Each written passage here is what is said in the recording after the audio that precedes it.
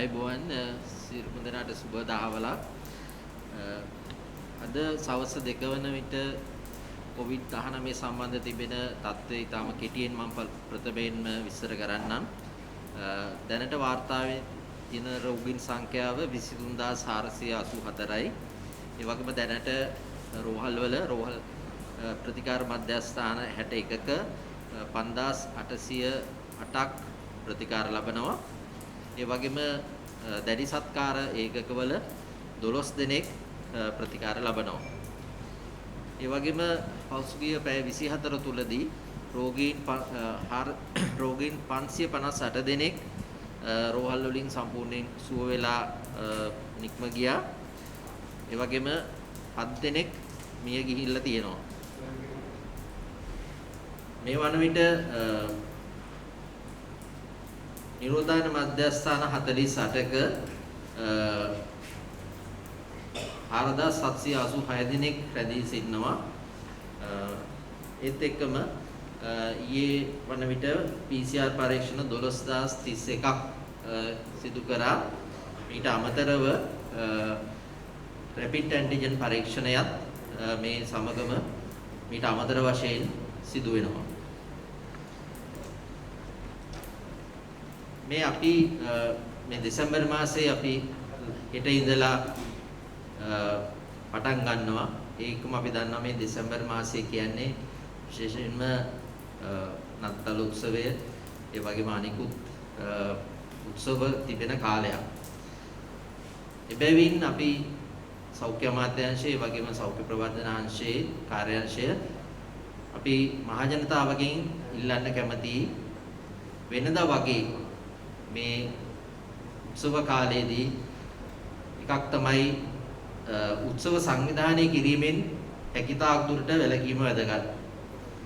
අපි දන්නවා ගෙවල් වල උත්සව තියෙනවා මේ කාලය තුලදී යාළු මිත්‍රයොත් එක්ක තියෙනවා ආයතන වල තියෙනවා. ඒ නිසා නමුත් මේ අවස්ථාවේදී මේ COVID-19 අවස්ථාව තිබෙන තත්ත්වය අනුව උත්සව සංවිධානය කිරීමෙන් හැකියතාක් දුරට වැළකීම ඉතාම වැදගත්.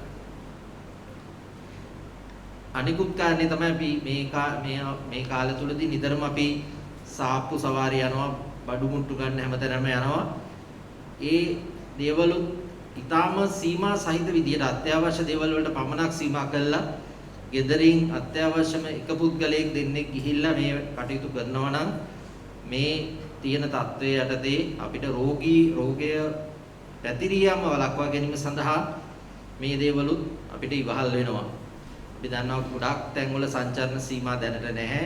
ඒ ස්ථාන කීපයක් කරනවාම මේ අවස්ථාවේදී වැදගත් වෙන්නේ සියලු දෙනාගේම වගකීම් සහිත හැසිරීම තමයි මේ COVID-19 රෝගය වළක්වා ගැනීම සඳහා උදව් වෙන්නේ. අපි කියන සුපුරුදු සෞඛ්‍ය රීතිය වලට අමතර වශයෙන් මේ කාලය තුලදී උත්සව සංවිධානය කිරීමත් සාප්පු සවාරි ඒ වගේ යෑම හැකියතාක් දුරට අඩු කිරීමත් මේ කාලය තුල මේ COVID-19 රෝගය වළක්වා ගැනීම සඳහා තව දුරටත් වැදගත් වේ. මම ආරාධනා කරනවා ඊළඟට මේ අද තිබෙන තත්ත්වය ගැන තව දුරටත් ඔබ දැනුවත් කිරීම සඳහා විශේෂ වෛද්‍ය සුදත් සමරවීර මැතිතුමාට ඔක්තෝබර් මාසයෙන් පස්සේ ඇතිවෙච්ච COVID-19 වසංගත රෝගී තත්ත්වයක් සමගම අපි දැක්කා COVID-19 රෝගය ආශ්‍රිතව මිය යන රෝගීන් ප්‍රමාණයක් වැඩි වීමක්. ඊයේ වන විට අපි වාර්තා කරලා තියෙනවා රෝගීන් 116ක් මිය ගිහින් තියෙනවා කියලා.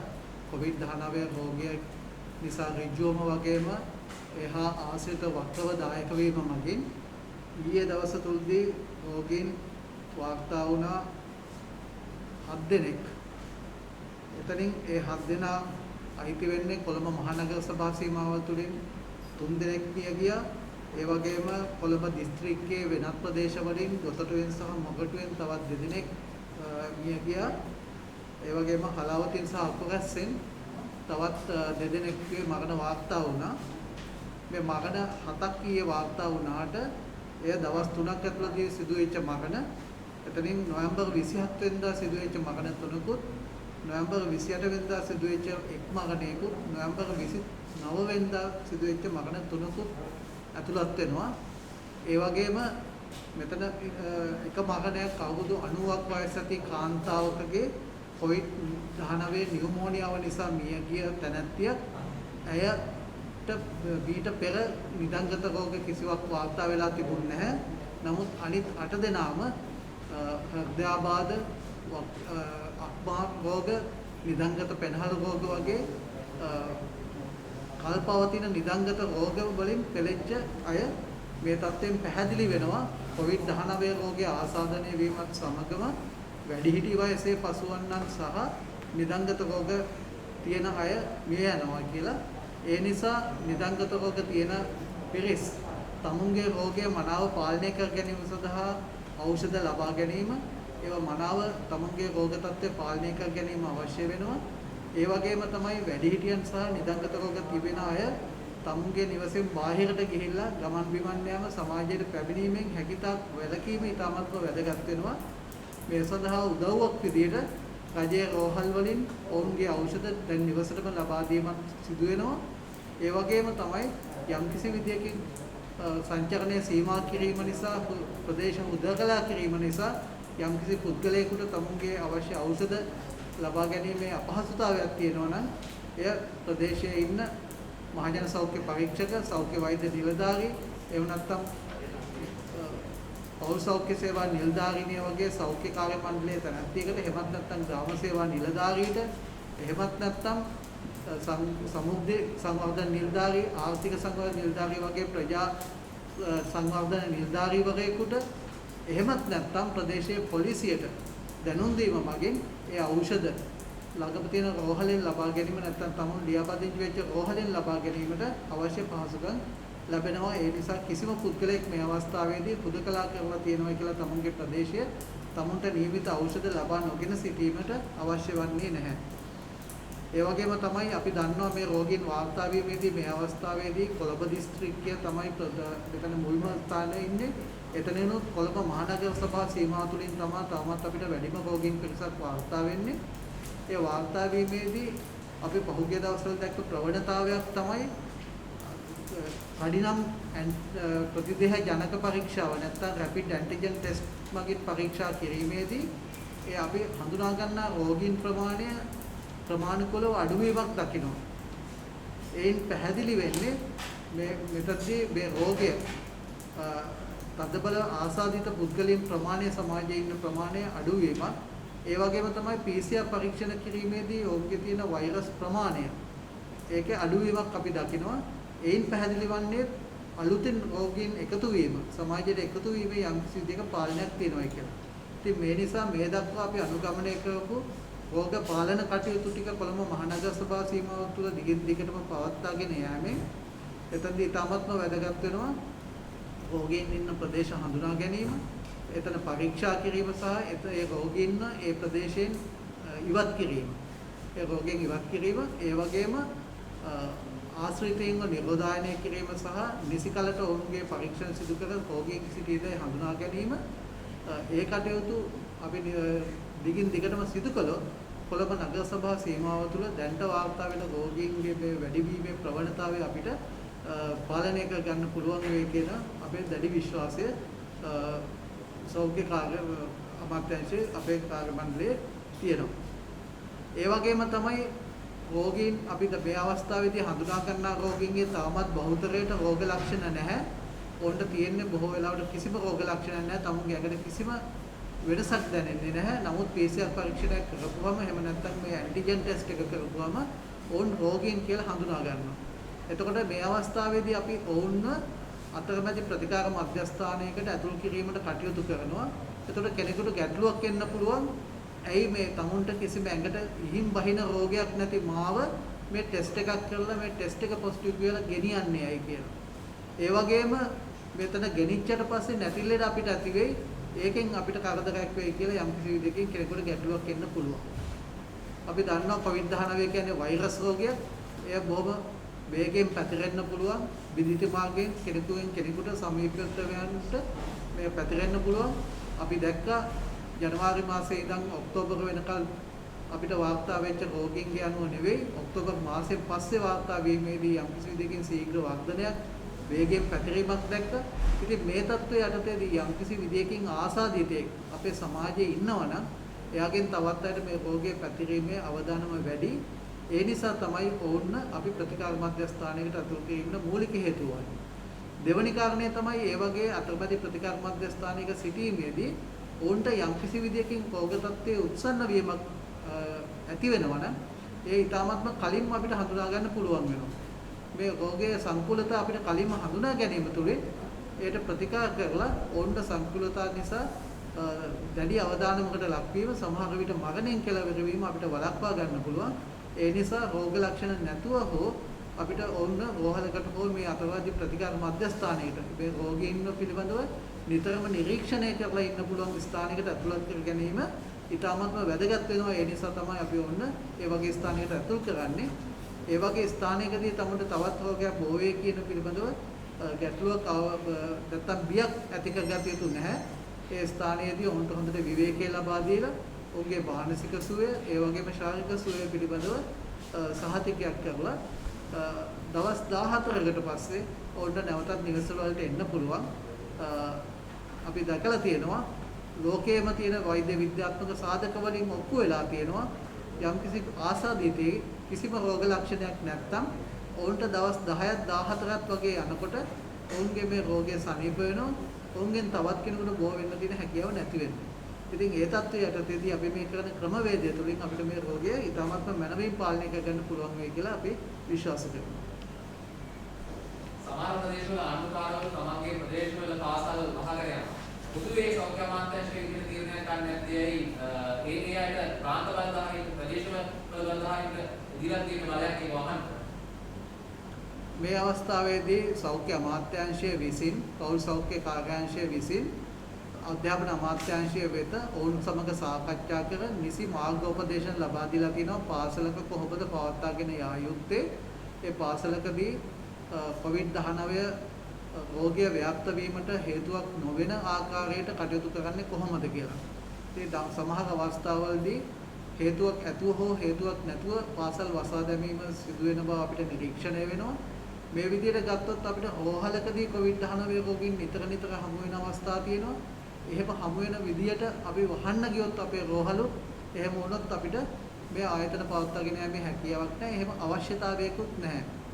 ඒක මනවින්ම මාර්ගෝපදේශන ලබා දීලා තියෙනවා. යම්කිසි විදියකින් COVID-19 ආසාදිතෙක් හෝ ආසාදිතේ ආශ්‍රිතෙක් ඒ වගේ තැනකට ස්ථානයකට පැමිණියොත් මොකද්ද කරන්න ඕනේ කියලා ඊටාත්ම සරල කටයුතු කිහිපයකට පස්සේ අපිට පුළුවන් වෙනවා පැහැදිලිවම ඒ ආයතන දිගින් දිගටම පවත්වාගෙන යන්න.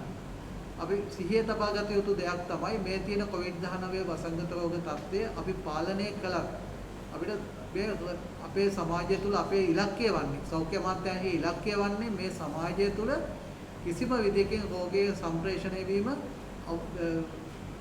නැති කිරීම නැත්නම් අවම කිරීම තමයි බිඳුව දක්වාම ගෙන ඒම. නමුත් ඒ தත්ත්වය කොච්චර තිබුණත් අපි මිනුවන්ගොඩ පොකුක ඇති වුණා වගේම පෑලියගොඩ පොකුක ඇති වුණා වගේම අපිට බලාපොරොත්තු වෙන්න වෙනවා ඉදිරියටත් නොඑක අවස්ථාවලදී විවිධ ස්ථානවලින් රෝගීන් වාර්තා වෙයි කියලා. එතකොට මෙතනදී අනිත් හැම ආයතනයකම විවිධ ආයතනවල රෝගීන් වාර්තා වෙනවා නම් පාසල් තුලින් රෝගීන් වාර්තා වීම අපිට වළක්වන්න බැරි වෙනවා. සමහර වෙලාවට ඒ தත්ත්වය අපිට දකින්න පුළුවන්. නමුත් ඒ தත්ත්වය තුළදී ඒ ව්‍යාප්ත වීමක් නැතුව පාලනය කරගන්නේ කොහොමද කියන එක පිළිබඳව අපි සෞඛ්‍ය මාර්ගෝපදේශක පාසල් වලට නිකුත් කරලා තියෙනවා. ඒ தත්ත්වය තුළදී අපිට පුළුවන් වෙනවා ඊටාත්ම ආරක්ෂාකාරී විදිහට දරුවනුත් ගුරුවරුනුත් ආරක්ෂා කරගෙන පාසල් පවත්වාගෙන යන්න. ඉතින් ඒ தත්ත්වය අපි එහෙම කළේ නැත්නම් මේ දරුවන්ගේ අධ්‍යාපනය අඩාල වෙනවා, ඒ කල් යනවා. ඒ තුළින් අපිට මේ අනාගතයේ හිමි මේ පරපුර යම්කිසි විදියකින් අධ්‍යාපනයේදී පසුබෑමකට ලක් වෙන්න පුළුවන්. අපි ඒ தත්ත්වය නැති කරගෙන අපි මේ හැම දෙයක්ම හැම දුෂ්කරතාවයක්ම ජය අරගෙන ජාතියක් විදියට රටක් විදියට ඉදිරියට යන්නේ කොහොමද කියන එක පිළිබඳව තමයි අපි සියලු දෙනාගේම වගකීම වෙන්නත් ඕනේ. සියලු දෙනාගේම දායකත්වය ලැබෙන්නත් ඕනේ ඒ කාරණේ සඳහා.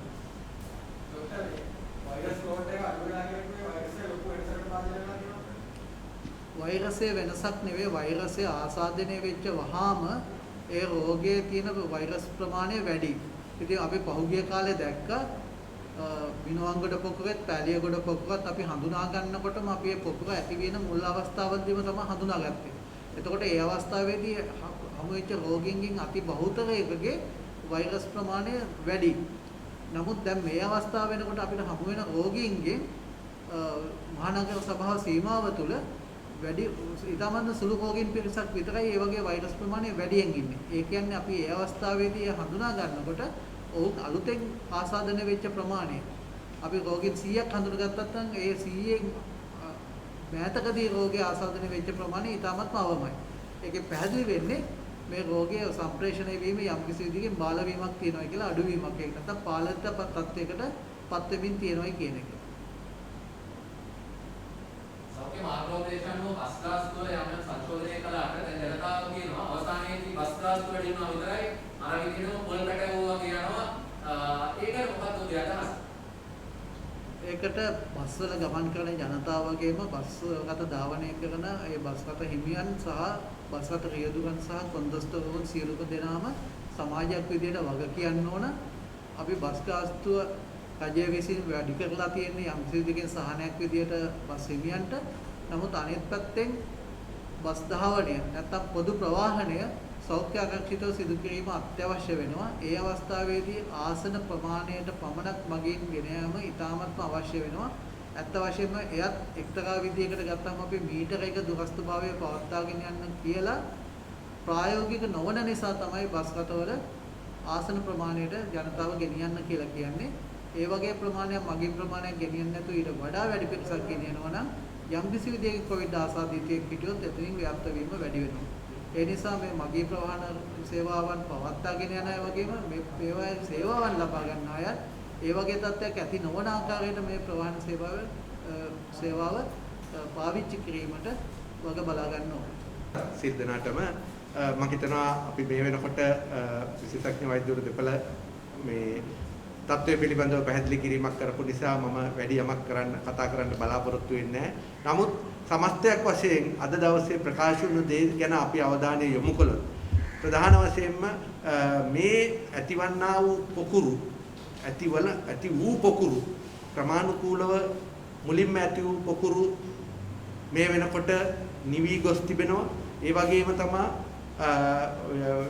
ප්‍රධාන වසංගත රෝග විශේෂඥතුමා කිව්වා වගේ කොළඹ නගරයේ රෝගීන්ගේ යම්කිසි පාලනයක් අපිට දකින්න ලැබෙනවා. මේ අවස්ථාවේදී මම හිතනවා අපිට තියෙන ලොකුම අභියෝගය වෙලා තියෙන්නේ මේ පොකුරු මේ ආකාරයට නිවෙමින් තියෙන පොකුරු එහෙම නිවෙන්න ඇරලා තවත් තැනකින් පොකුරක් මතුවීම වළක්වන එක.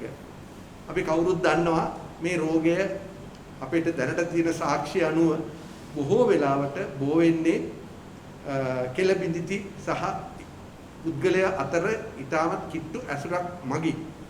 ඒ නිසාම තමා යම්කිසි ස්ථානයකින් තවත් ඈත ස්ථානයකට පොකුරක් මතුවීමට ස්වාභාවික හේතු මත මේක සිදුවීමේ ඉඩක් නැහැ. ඒ නිසාම යම් තැනක පොකුරක් මතුවෙනවා නම් අලුතින් ඒ ස්ථානයට පුද්ගලයෙක් තවත් රෝගයෙන් සිටි ස්ථානයක සිට ඒ රෝගේ රැගෙන තවත් ස්ථානයකට ගොස් අනික් අයට ඒ ප්‍රදේශයේ අනික් අයට රෝගය බෝ කිරීමයි අපිට දකින්න ලැබිලා තියෙන්නේ. මෙන්න මේ වැළැක්වීම මම හිතනවා අපි හිතට ගත යුතු දෙයක්. ඒ කරන්න පුළුවන් වෙන්නේ අනිවාර්යයෙන්ම අපේ සංචරණ සීමාවන් අපි විසින්ම පනවා ගැනීම. අපේට යම් අපි මේ වෙනකොට මේ ලොක්ඩවුන් එක කියලා යම් ප්‍රදේශ අඳුනගෙන ඒ ආවට සීමාවන් පනවලා තිබ්බත් බොහෝ වෙලාවට අත්‍යවශ්‍ය සේවාවන් සැපයීම සඳහා ඒ ස්ථානවලට ජනතාවට යන්න සිද්ධ වෙනවා.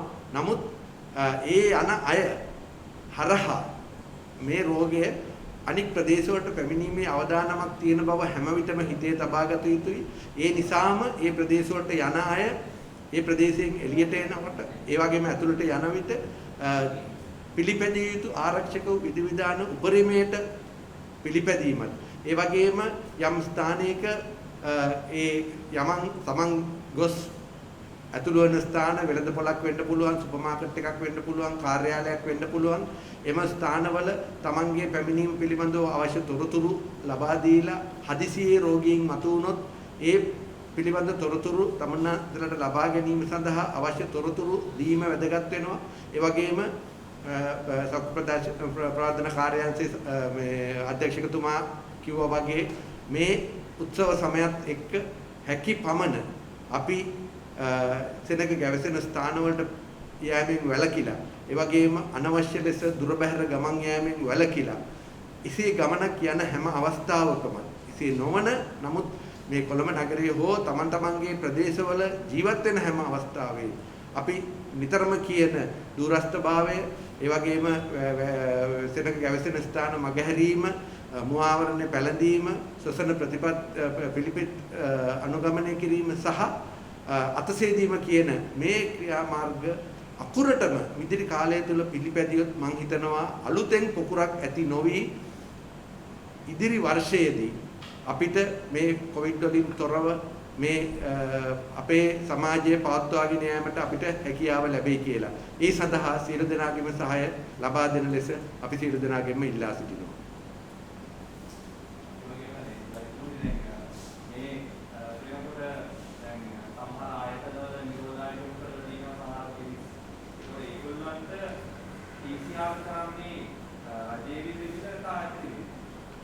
කොයි කියන කණ්ඩායමද කියන මට පොඩ්ඩක් ආයතනයක සිකියුරිටි ටීම් එකක් ආරක්ෂක පිරිසක් ඉලදායන් උන්කලදී ඕන දැනුම් දීලා තියෙනවා PCR පරීක්ෂණ සිදු කරන්න යන්නේ ඔවුන්ට එවන්නයිවා කියලා 10ක්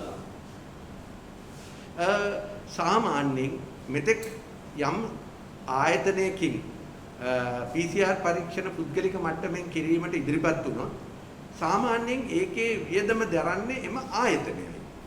එසේ නොවේ නම් ඒ අය සාමාන්‍ය කමියුනිටි එහෙමත් නැත්නම් අපේ සමාජයේ ඒ සෞඛ්‍ය බලධාරීන් විසින් හඳුනාගත්ත රෝගීන් හැටියට අපි හඳුනාගත්තොත් ඒ අය PCR පරීක්ෂණයට ලක් කළ යුතුයි කියලා හඳුනාගත්තොත් විශේෂයෙන්ම ප්‍රාදේශීය වසංගත රෝග විද්‍යාඥයන් සෞඛ්‍ය වෛද්‍ය නිලධාරීනුත් වසංගත රෝග විද්‍යාංශයේ උපදෙස් පරිදි මේ අයව PCR පරීක්ෂණයට ලක් කළ යුතු අය ලෙස හඳුනාගත්තොත් එම අය රැකියාව කරන ස්ථානයෙන් ඒ වියදම ධර්මයෙන් ඒක කිරීමට බාරගන්නේ නැත්නම් අනිවාර්යයෙන්ම රජයෙන් කරනවා මිසක් අපි දන්නා තරමින් නම් කිසිම අවස්ථාවක එහෙම පුද්ගලිකව එහෙම දැරිය යුතුයි කියලා කොහෙවත් උපදේශයක් අපි දීලා නැහැ. නමුත් ආයතනයට පුළුවන් තමන්ගේ වියදමෙන් ඒ අයට ඉක්මනින් හෝ පහසුවෙන් හෝ ඒක කිරීමට උදව් කරන්න.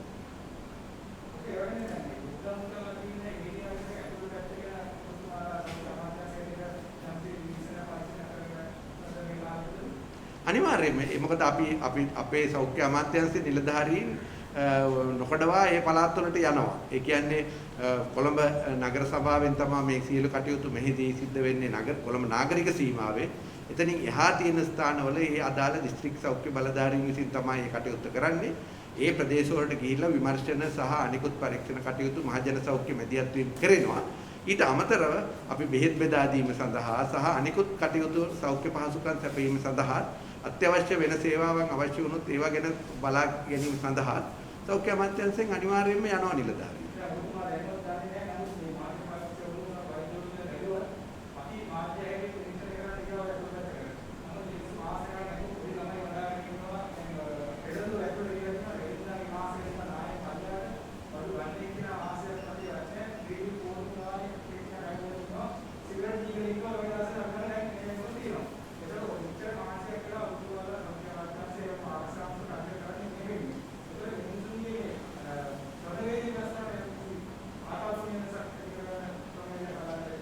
ඒක තමයි අපි නොකඩවාම විශේෂයෙන් මේ සෞඛ්‍ය ප්‍රවර්ධන කාර්යාංශය මගිනුත් ඒ වගේම විවිධ තමුන්නාන්සේලාගේ සහායයෙන් මේ බිහේවියර් චේන්ජ් එකක් එහෙමත් නැත්නම් අපේ චර්යාවල වෙනසක් කිරීමට අවශ්‍ය කරන දේවල් කරනවා.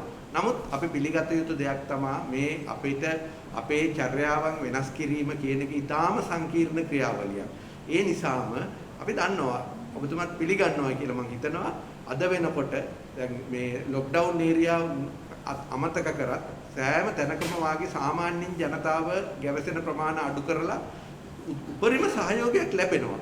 නමුත් සුළු කොටසක් ඉන්නවා තාම ඒකට අනුගත වෙන්න විශේෂ හේතුන් නිසා එහෙම නොවන. ඉතින් අපිට පුළුවන් වෙන්න ඕන අපි හැකපමණ උපරිමයෙන් කටයුතු කරලා මේ தત્ත්වය මග ඇරලා ඒ අයටත් ඒකට අනුගත වීමට පොළඹවන එක. ඉතින් ඒක සෞඛ්‍ය ප්‍රවර්ධන කාර්යාලයන් සහ සෞඛ්‍ය අමාත්‍යාංශයේ විවිධ අංශ මගින් කරගෙන යනවා. මම හිතනවා මේක දිගටම කරගෙන යෑම අපි අර බුරුලක් නොදී ඉස්සරහට කරගෙන ගියොත් මේක සම්පූර්ණයෙන් සාර්ථක වෙයි. හැබැයි දැනටත් මට බය නැතුව කියන්න පුළුවන් බහුතරයක් ජනතාව මේකට අනුගත වෙලා අපිට සහාය ලබා දෙනවා.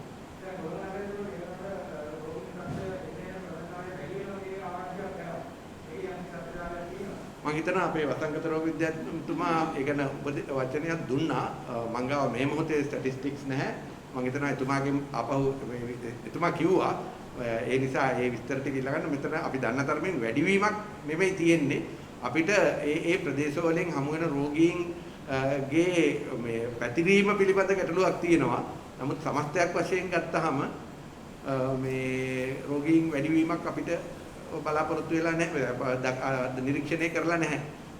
ඊළඟ මේ ප්‍රශ්න මාතෘකාව ඔබතුමා කොයිතරම් දුරට විස්තර දෙන්නේ කියලා. හැබැයි අර ඒ දවස්වල නාදුරවලට බය වගේ. ඔබ ඒක නැත්නම් කිව්වාම සමහරව මේකට නොතකාරනවා වගේම උදාහරණයක් විදිහට අප දන්නා විදිහට ආරක්ෂක විදිහට සමහර බන්ධනාගාරවල ඇති වෙන සිද්ධි වලට මේ ප්‍රදේශයට නැත්නම් මේ ඇතුළට කොවිඩ් සම්බන්ධ ආසාදිතක පැමිණියායේ කියන කාරණයක් එක්ක සමහර උණුසුම් තත්ත්වයන් හැටගත්තා කියලා මාධ්‍ය වාර්තා කරලා තිබුණා.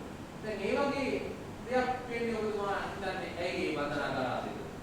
මෙහෙමයි බන්ධනාගාරය කියන්නේ ඉතාමත් සංකීර්ණ ස්ථානයක්. එතන ඉන්න අය එතන තියෙන පාරිසරික තත්ත්ව එළියට වඩා වෙනස් කියන එක අපි කවුරුත් දන්නවා. මෙවැනි ස්ථානයක අපි දන්නවා හොඳටම රෝගයක් ඇතුල් වුණොත් පැතිරීමේ ඉඩකඩ ඉතා වැඩි කියන එකත් අපි පිළිගන්නවා. හැබැයි මේ අවස්ථාවේදී මේක බන්ධනාගාර නිලධාරීන් සෞඛ්‍ය බලධාරීන් එක්ක සාකච්ඡා කරලා මේක වැළැක්වීම සඳහා ගත හැකි උපරිම පියවර අරගත්තා. කෙසේ නමුත් විශාල සංඛ්‍යාවක් බන්ධනාගාර වලින් එතිලිත සහ ඇතුළට යෑම සාමාන්‍යයෙන් ඒ කියන්නේ කාර්ය මණ්ඩලය සාමාන්‍යයෙන් යනවා එනවා. අපි දන්නවා මේ ඥාතීන් සහ අනිකුත් අයට සීමාවන් පැනවුවත් බන්ධනාගාර ඇතුළට විශේෂයෙන්ම රිමාන්ඩ් බන්ධනාගාරව ඇතුළට සහ එළියට විටින් විට රෝගීන් පුද්ගලයන් ඇතුළට යෑමත් අප ලබා එළියට පැමිණීමත් ඉතාමත්ම ගතිකව සිද්ධ වෙන දෙයක්. එවැනි අවස්ථාවක මේක දහස් ගණනින් එහාට මෙහාට යනකොට රෝගියෙක් ඇතුළු වීමේ ඉඩකඩක් තියෙනවා. අන්න ඒ ඉඩකඩ තමයි බොහෝ වෙලාවට මේ වාගේ රෝගයක් ඔය බන්ධනාගාර ඇතුළට යෑමට සිද්ධ හේතුකාරක වෙයි කියලා අපි හිතන්නේ. නමුත් මේක වැළැක්වීමට ගත හැකි සියලු පියවර අරගෙන තියෙනවා. ඒ වගේම මට මේ අපිට දැන් ලැබිලා තියෙන තොරතුරු අනුව බණ්ඩාරාගාර ඇතුලේ රෝගීන් සියලු දෙනාම එකට කලවම් වීමේ ක්‍රියාවලියක් සිද්ධ වෙන්නේ නැහැ සාමාන්‍ය තත්ත්වය යටතේ. එතකොට ඒ යම් ප්‍රදේශයක රෝගියෙක් හමු වුණත් ඒ ඇතුලේ තියෙන උපකොටස් හරහා ඒක පාලනය කරන්න කටයුතු කරගෙන ගිහින් තිබුණා. නමුත් මම හිතනවා අර ඊයේ වාගේ සිද්ධියක් එක්ක උඟ දෙනෙක් එකට කලවම් වුණාට පස්සේ මේ තත්ත්වය සංකීර්ණ වෙන්න පුළුවන්. නමුත් මම හිතනවා සෞඛ්‍ය බලධාරීන්ටත් අපිට බන්ධනාගාර අධිකාරීනුත් එකතු වෙලා අපිට මේ තත්ත්වය පාලනය කරගන්න පුළුවන් වෙයි කියලා අපි හිතනවා. සියලු දෙනාටම සුබ දවසක්. හෙට දෙසැම්බර් 1 වෙනිදා ලෝක ඒඩ්ස් දිනය. ලෝක ඒඩ්ස් දිනයේ මෙවර තේමාව වෙලා තියෙන්නේ ගෝලීය සහයෝගීතාවය සහ හවුල් වගකීම. මේ තේමාව ඇත්තටම කොවිඩ් සම්බන්ධවත් එක්ක තමයි නිර්මාණය වෙලා තියෙන්නේ. ලංකාවේ ගත්තහම HIV ආසාදිතයන් 3600ක් ඇස්තමේන්තුගත කරලා තියෙනවා. ඔවුන්ගෙන් 2304ක් HIV තියෙනවා කියලා හඳුනාගෙන තියෙනවා.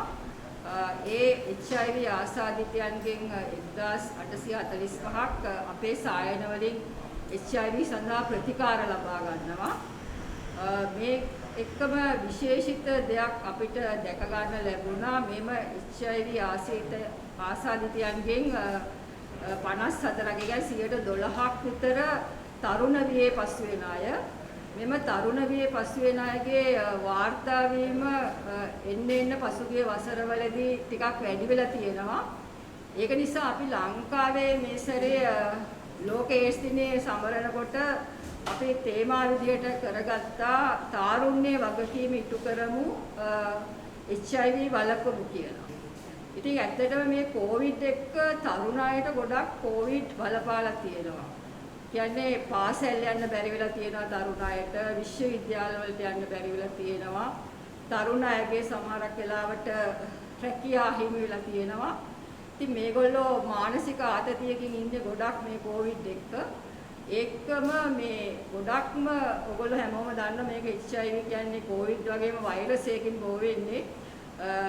HIV හැදුනා කියලා කාටවත් එකපාරටම හඳුනා ගන්න බෑ මූණ බලලා. ඒ කවුරුත් දන්නේ නැහැ HIV තියනවද නැද්ද කියලා. ඉතින් ටෙස්ට් එකක් කරලාම විතරයි බලලා තමයි HIV හඳුනා ගන්න පුළුවන්. දැන් අර මම ඉස්සෙල්ලා කිව්වා 3600ක් ආසාදිතයන් ඉන්නවා කියලා. එයින් 2000ක් විතර තමයි ප්‍රතිකාර ගන්න. ඒ කියන්නේ 1600ක් විතර අපි දන්නේ නැතුව ලංකාවේ HIV ආසාදිතයන් ආසාදනයත් එක්ක වෛරසයත් එක්ක ජීවත් වෙනවා. ඉතින් මේ තරුණ අය ගොඩක්ම මේ HIV වෛරසය කොවිඩ් වගේ ඇල්ලුවට ළඟ හිටියට බෝ වෙන්නේ නැහැ. ඔයගොල්ලෝ හැමෝම දන්නවනේ ඒක.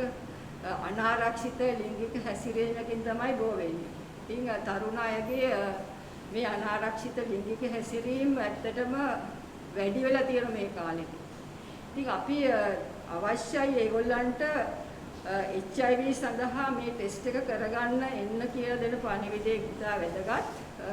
HIV තියෙන අයට ප්‍රතිකාර ගන්න එන්න ඕන හැමෝම. මොකද දිගටම ප්‍රතිකාර ගත්තොත් තමයි ඔවුන්ගේ ප්‍රතිශක්තිය හොඳ තත්ත්වයක තියාගන්න පුළුවන්. ප්‍රතිශක්තිය දුර්වල වුණොත් ඔවුන්ට කොවිඩ් හැදීමේ අවදානම වැඩි. ඉතින් ඒ පණිවිඩය ඇත්තටම දෙන්න ඕන. අපි නොමිලේ මේ ප්‍රතිකාර දෙනවා. අපේ සියලුම සායන වලින් ප්‍රතිකාර ගන්න පුළුවන්. හැම දිස්ත්‍රික්කයකම සායන 42ක් තියෙනවා. HIV පරීක්ෂාවත් නොමිලේ කරගන්න පුළුවන්. 100%ක්ම අපි රහස්‍යභාවය ආරක්ෂා කරනවා. මාස 3කට අපි ප්‍රතිකාර දෙනවා. ප්‍රතිකාර ගන්න බැරි අය අපිට කෝල් කරලා කිව්වොත් අපි අපේ වාහන වලින් ඒගොල්ලෝ කියන තැන් වලට ගිහිල්ලා දෙනවා. මොකද ගොඩක් අය කැමති නෑ ගෙවල් වලට ගෙනත් දෙනවට. ගෙවල් වල දන්නේ නැති නිසා ඒගොල්ලෝ කියන තැනකට අපි ගිහිල්ලා දෙනවා. ඉතින් මේ තරුණ අයව බලකරණය කිරීම මම හිතන්නේ කොවිඩ් වලට සහ HIV වලට දෙකටම වැදගත්. මොකද ඒගොල්ලන්ගේ නිර්මාණශීලී හැකියාවන් අපේ මේ කොවිඩ් අඩු කිරීමට සහ HIV අඩු කිරීමට උදව් කරගන්න පුළුවන්. ඒකම කොවිඩ් වලට වගේම HIV වලටත් අර ස්ටිග්මා ඩිස්ක්‍රිමිනේෂන් කියන එක තියෙනවා. ඉතින් ඒකත් ගොඩක්ම ඇති වෙන්නේ තරුණ අයගෙන්. තරුණ අයව තමයි අපහාසයට ලක් කිරීම, අවමානයට ලක් කිරීම කියන එක වළක්වන්න තරුණ අයව දැනුවත් කරන්න ඕන. එතකොට ඒක අඩු කරොත් තමයි මිනිස්සු හැංගෙන්නේ නැතුව, බය නැතුව ප්‍රතිකාර ගන්න, පරීක්ෂා කරගන්න එන්නේ. කොවිඩ් වලටත් එහෙම තමයි. HIV වලටත් ඒ වගේම වැදගත් වෙනවා මේ අපහාසයට, අවමානයට ලක් කරන එක අඩු කරන එක. තරුණ පරම්පරාව ගැන අපි මෙච්චර කල් වැඩි හිතලා නැහැ. ඒගොල්ලන්ගේ හැකියාවන් හොඳ පැත්තට කොහොමද ගන්නෙ කියන එක ඒගොල්ලන් මගින් දැනුවත් කරන එක තමයි ගොඩක්ම වැදගත් වෙන්නේ. මම හිතන විදිහට.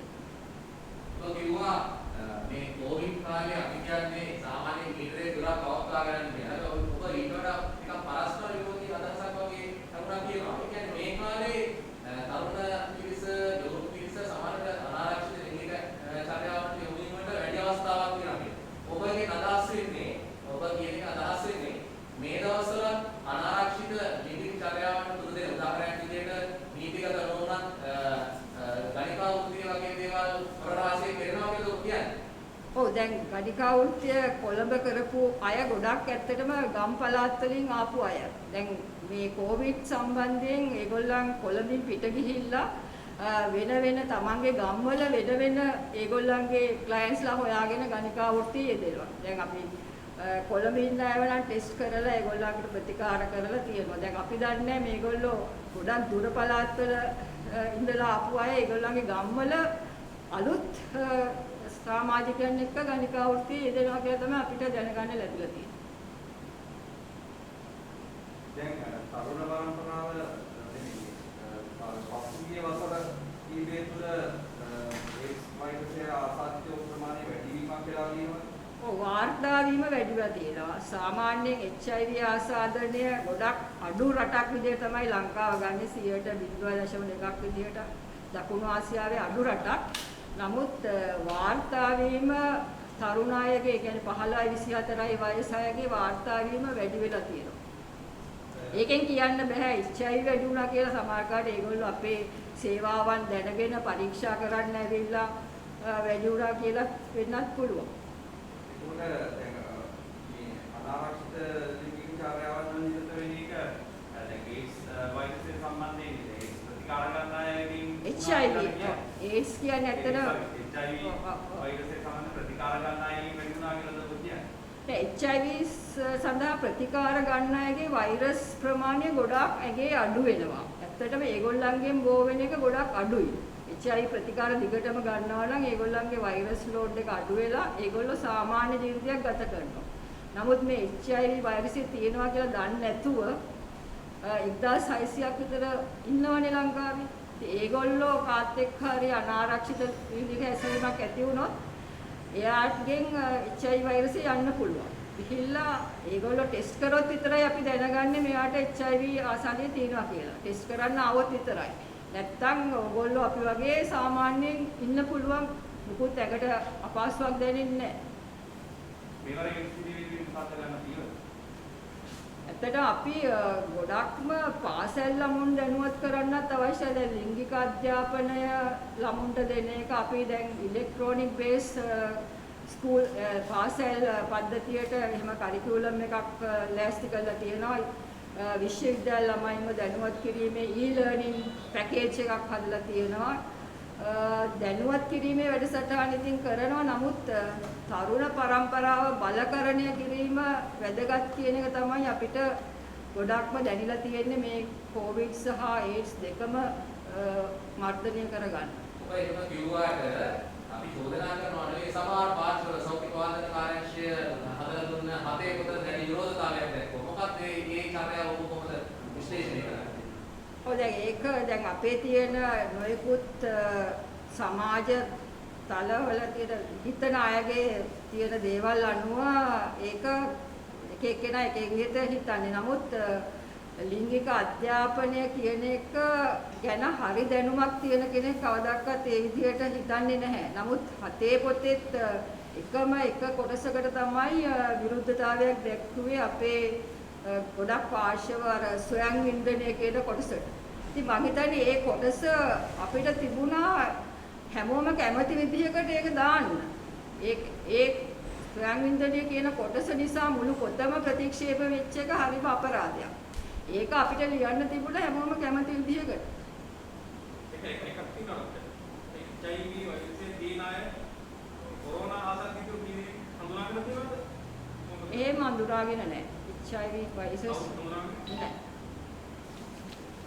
வணக்கம் ஆய்பவான் இன்று வரை 23,484 நபர்களுக்கு கோவிட் தொற்று ஏற்பட்டுள்ளது என உறுதிப்படுத்தி அவர்களுக்கு தேவையான பராமரிப்புகள் நடைபெற்று வருகின்றன. மொத்தமாக 116 நபர்கள் கோவிட் தொற்று காரணமாக உயிரிழந்துள்ளார்கள். தற்போது 61 நிலையங்களில் இலங்கை முழுவதும் கோவிட் தொற்று ஏற்பட்டிருக்கும் நபர்களுக்கு தேவையான பராமரிப்பு நடைபெற்று வருகின்றது. அதிதீவிர சிகிச்சை நிலையங்களில் 12 நபர்கள் தற்போது கோவிட் தொற்று காரணமாக நோய்வாய்ப்பட்டு பராமரிக்கப்படுகின்றனர். இவர்களுள் அதே போன்று கடந்த 24 மணித்தியாலத்தில் 816 பேருக்கு கோவிட் தொற்று ஏற்பட்டுள்ளது என்பது உறுதிப்படுத்தப்பட்டுள்ளது. 7 பேர் உயிரிழந்தார்கள். கோவிட் தொற்று ஏற்பட்ட நபர்களிலும் இறந்த நபர்களையும் பார்த்தால் பெரும்பான்மையானோர் முதியோர், அதே போன்று அவர்களுக்கு நீண்டகால தொற்றா நோய்களால் பிடிக்கப்பட்டவர்களாக காணப்பட்டார்கள். எனவே நாங்கள் மீண்டும் உங்களுக்கு கூறுவது, நீண்டகால தொற்றா நோய்களால் நீண்டகால தொற்றா நோய்களால் பாதிக்கப்பட்ட முதியோர், அதே போன்று மற்றவர்களும் தமது மருந்துகளை தகுந்தவாறு எடுக்க வேண்டும். தமது வாழ்க்கை முறையில் நடத்தைகள் அவர்களுக்கு பரிந்துரைக்கப்பட்டவாறு நடத்தை மாற்றங்களை ஏற்படுத்த வேண்டும். மேலும் நாளை மார்கழி மாதம் 1ஆம் தேதி. மார்கழி மாதம் என்பது எங்கள் அனைவருக்கும், முக்கியமாக கிறிஸ்தவர்களுக்கும் ஒரு முக்கியமான மாதம். ஆனால் இம்முறை கோவிட் தொற்றுடன் நாம் நத்தார் பண்டிகையை கொண்டாடப் போகின்றோம். எனவே வழக்கம் போல் நாங்கள் மக்கள் அனைவரிடம் கேட்டுக்கொள்வது, இம்முறை நியூ நார்மல் கிறிஸ்மஸ், அதாவது வழக்கத்துக்கு மாறாக நத்தார் பண்டிகையை நீங்கள் உங்கள் அயலவர்கள், நண்பர்கள், உறவினர்களுடன் விருந்து உசார வைபங்களையோ கொண்டாட்டங்களையோ விழாக்களையோ நடத்தாது இம்முறை ஒரு வித்தியாசமான முறையில் உங்கள் வீடுகளில் இருந்தவாறே நத்தார் பண்டிகையை கொண்டாடுங்கள். மேலும் இதற்காக வேண்டி நீங்கள் உங்கள் புதிய ஆடைகளையோ உணவு வகைகளையோ கொள்வனவு செய்வதற்கு கடைகளுக்கோ பொருட்களை வாங்குவதற்கு செல்வது, குடும்பத்தினர் அனைவரும் செல்வது வழக்கம். இம்முறை நாங்கள் கேட்டுக்கொள்வது, குடும்பத்தில் ஆரோக்கியமாக உள்ள ஒரு நண்பர் எல்லா விதமான பொருட்களையும் ஆடைகளையும் தேவையான விதத்தில் கொள்வனவு செய்து, அதேபோல் கொள்வனவு செய்யும் அதே சந்தர்ப்பங்களில் முக்கியமாக 1 மீட்டர் தூரத்தை பேணி முகக்கவசம் ஒன்றை அணிந்து செல்லும் இடங்களுக்கு தங்கள் தொடர்பு இலக்கத்தையும் பேரையும் தொடர்பு கொள்ள வேண்டிய முகவரி போன்ற விவரங்களையும் கொடுத்து கைகளையும் சுத்தமாக சவுக்கரம் போட்டு கழுவி அல்லது கை துப்புரவாக்கி மூலம் தங்கள் கைகளை கழுவி நாங்கள் தரப்பட்டுள்ள பரிந்துரைகளை அதுக்கேற்றவாறு நடந்து கொள்ளும். சில நபர்களுக்கு தொற்று நோய், அதாவது கோவிட் தொற்று நோய்க்குரிய அறிகுறிகள் இல்லாவிடிலும் PCR மூலம் அவர்கள் நோய் ஏற்பட்டுள்ளது என்று இனம் காணப்பட்டால் அவர்கள் இடைநிலை பராமரிப்பு நிலையங்களில் பராமரிக்கப்படுகின்றார்கள். சிலருக்கு இது கேள்விக்குறியாக இருக்கின்றது. இவ்வாறான இடைநிலை பராமரிப்பு நிலையங்களில் இவ்வாறான நபர்கள், அதாவது PCR பாசிட்டிவ் ஆனால் நோய் அறிகுறி இல்லாத நபர்களை நாங்கள் பேணுவதற்கு முக்கியமாக 2 காரணங்கள் உள்ளன. ஒன்று, இந்த நிலையங்களில் இவர்களை கண்காணிப்பில் வைத்திருப்பதற்கு விசேஷமாக இனங்காணப்பட்ட சுகாதார குழுக்கள் அங்கே உள்ளன. இவர்கள் அவர்களை பராமரிப்பதோடு அவர்களுக்கு நோயின் அறிகுறிகள் ஏற்பட்டால் அல்லது நோயின் கடுமையான நிலைகள் ஏற்பட்டால் தேவையான விதத்தில் உடனடியாக கோவிட் தொற்றுக்கான விசேட பராமரிப்பு வைத்தியசாலைகளுக்கு அனுப்புவதற்கான ஏற்பாடுகளுடன் அங்கே பராமரிக்கப்படுகின்றார்கள். மேலும் இவ்வாறான இடைநிலை பராமரிப்பு நிலையங்களில் இவ்வாறான நபர்கள் பராமரிக்கப்படுவதால் இந்த நோய் சமுதாயத்தின் மற்றவர்களுக்கு பரவுவது தடுக்கப்படும். பாடசாலைகளை பொறுத்தளவில் சுகாதார அமைச்சின் குடும்ப சுகாதார பணியகம் கல்வி அமைச்சின் அதிகாரிகளுடன் கலந்து ஆலோசித்து பாடசாலைகளில் கோவிட் தொற்று பரவுவதை இயன்றளவு தடுப்பதற்கான பரிந்துரைகளை வழங்கியுள்ளது. எனவே இவ்வாறான பரிந்துரைகளை ஏற்று அதற்கான நடவடிக்கைகள் கல்வி அமைச்சின் அதிகாரிகளாலும் கல்வி பாடசாலைகளிலும் நடைபெறும் என எதிர்பார்க்கப்படுகின்றது. அதேபோல் சிறைச்சாலைகளிலும் சுகாதார அமைச்சினால் பரிந்துரைக்கப்பட்டபடி கோவிட் தொற்று பரவுவதை தடுப்பதற்கும் அதேபோல் தொற்று ஏற்பட்ட நோயாளிகளை பராமரிப்பதற்கும் விசேட ஏற்பாடுகள் செய்யப்பட்டுள்ளன. இவ்வாறான ஏற்பாடுகள் மூலம் சிறைச்சாலையில் கோவிட் தொற்று நோய் பரவுவதை தடுப்பதற்கான வழிமுறைகள் வழங்கப்பட்டுள்ளன. நாளை மார்கழி மாதம் 1ஆம் தேதி உலக எய்ட்ஸ் நாள். இலங்கை பொறுத்தளவில் கிட்டத்தட்ட 3000க்கும் மேற்பட்ட நபர்கள் HIV தொற்றினால் பாதிக்கப்பட்டுள்ளார்கள் என ஒரு ஊகிப்பு உள்ளது. இது சுகாதார அமைச்சினால் மேற்கொள்ளப்பட்ட விசேட ஆராய்ச்சிகள் மூலம் தெரிய வந்துள்ளன. ஆனால் இவர்களில் 150% நபர்கள் மட்டுமே தொற்று ஏற்பட்ட நபர்களே எமது HIV எய்ட்ஸுக்கான சிகிச்சை நிலையங்களில் பராமரிப்பை மருந்துகளை பெற்றுக்கொள்கிறார்கள். முக்கியமாக இவர்களில் பெரும்பான்மையான கிட்டத்தட்ட 112% நபர்கள் இளம் சமுதாயத்தினர்.